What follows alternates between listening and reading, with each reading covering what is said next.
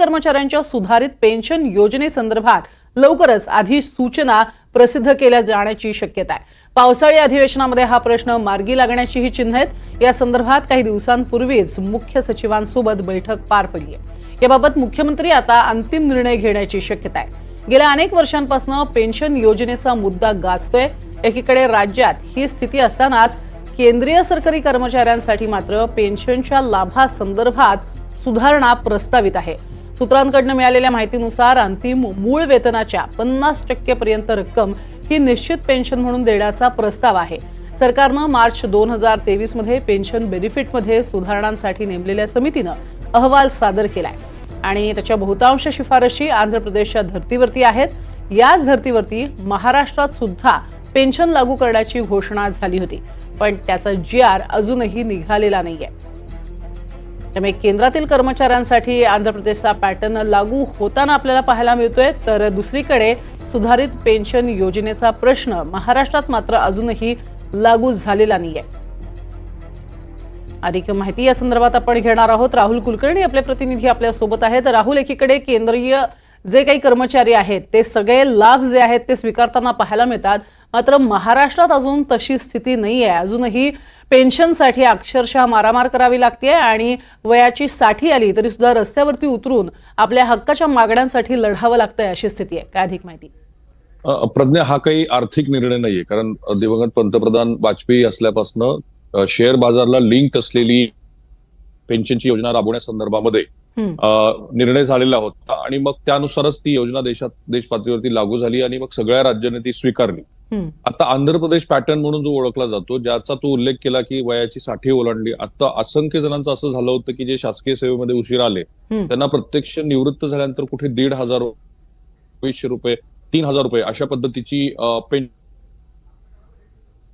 केंद्र सरकारनं स्पेशली हिमाचल प्रदेशमध्ये काँग्रेस पक्षाला ज्या पद्धतीचं यश मिळालं त्याच्यानंतर एक राजकीय निर्णय घेतला आणि एक समिती नियुक्ती केलेली होती की जी समिती ही बघणार होती की काय पद्धतीनं ह्या शासकीय कर्मचाऱ्यांना आपण पेन्शन देऊ शकतो। आता सूत्रांनी दिलेल्या माहितीनुसार एखादा शासकीय कर्मचारी वयाच्या 58व्या वर्षी निवृत्त झाला आणि त्याला समजा 60,000 रुपये मूळ वेतन मिळत असेल तर त्याच्या 50% म्हणजे 30,000 रुपये ही त्याला पेन्शन मिळेल। माझ्या मते ही खूप मोठी गोष्ट आहे, ज्याला सामाजिक सुरक्षितता आपण म्हणतो तशा पद्धतीच्या। आणि जरी हा राजकीय निर्णय असला, कारण लोकसभेमध्ये बरेच जण असं म्हणतात की शासकीय कर्मचाऱ्यांच्या नाराजीचा केंद्र सरकारला फटका बसला।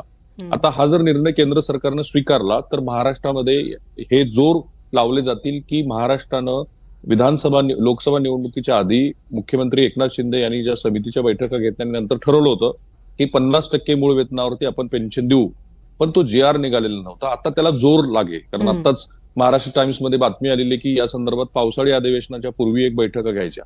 महाराष्ट्रामध्ये प्रश्न कसा झाला की विलासराव देशमुख हे मुख्यमंत्री असताना 0 बजेट आपण लागू केलं। 2005 नंतर महाराष्ट्रामध्ये पेन्शन योजना बंद झाली, परंतु महाराष्ट्रामध्ये जे 2-2.5 लाख कर्मचारी आहेत ते हेच सांगत होते की कुठे 1,500-2,000 पेन्शन मिळते आहे।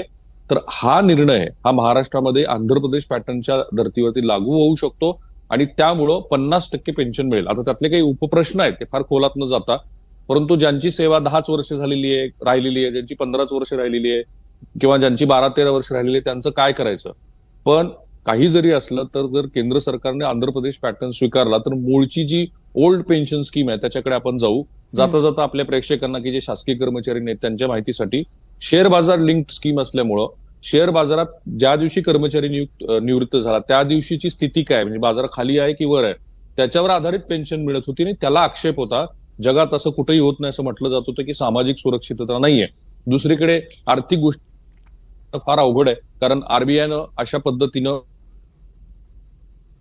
कर्मचाऱ्याला द्यायला कायमच विरोध केलेला आहे। नक्कीच, तुर्तास धन्यवाद या संपूर्ण माहितीसाठी। तर सुधारित पेन्शनसाठी समितीनं दिलेला अहवाल आहे आणि त्यावरती मात्र आता GR निघणं खरं तर अपेक्षित आहे। तुर्तास धन्यवाद या संपूर्ण माहितीसाठी राहुल।